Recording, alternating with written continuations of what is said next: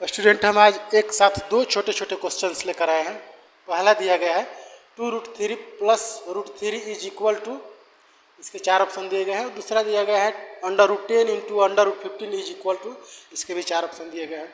Student ये एकदम आसान क्वेश्चन है, फिर भी कुछ स्टूडेंट इस तरह के भी क्वेश्चन में फंस जाते हैं। इसके पीछे रीज़न ये होता है कि उनको प्रॉपर इनका जो सॉल्व करने का तरीका होता है नहीं पता होता है।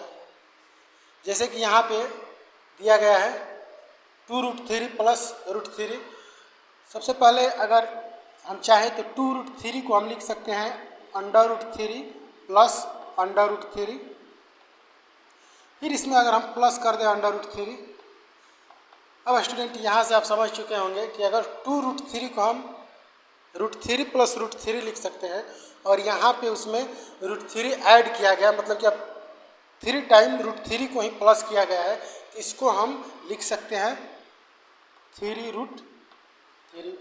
अब यहाँ से आप समझ चुके होंगे कि आपका ऑप्शन सी जो होगा करेक्ट होगा। स्टूडेंट ये जो तरीका है हम लोगों को बताया जाता है बहुत पहले, शुरुआती में ही हम लोग किस तरह से गुणा को जोड़ में कन्वर्ट करके करते हैं या जोड़ को गुणा में कन्वर्ट करके, ठीक वही वाला प्रोसेस यहाँ पे किया गया है। ये चीज़ें हमें नीचे के क्लास में बताया जाता है।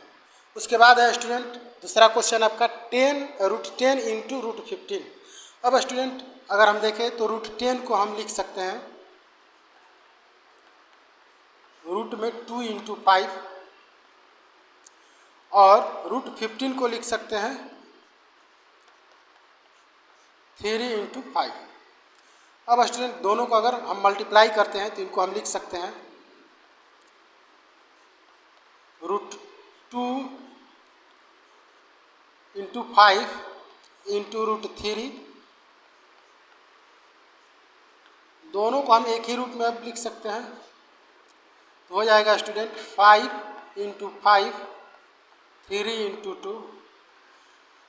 यहाँ से स्टूडेंट आप समझ सकते हैं कि इसका जो होगा रूट निकल जाएगा, जो कि हो जाएगा 5। इन दोनों का रूट नहीं निकलेगा तो ये अंडर रूट में ही रहेंगे, 2 3 या 6। इस तरह से जो आपका ऑप्शन होगा 5√6 बी नंबर ऑप्शन होगा। बहुत आसान क्वेश्चन था स्टूडेंट, फिर भी हमारा जो प्रयोजन था कि बहुत से ऐसे स्टूडेंट होते हैं जो मैथ्स को बढ़िया से पिछले क्लास में नहीं समझ पाए होते हैं, तो उनको आसान शब्दों में समझाने की कोशिश की जाए। ऐसा करते हैं इससे आप लोगों को लाभ होगा। अगर वीडियो अच्छी लगे तो आप लोग सपोर्ट करें।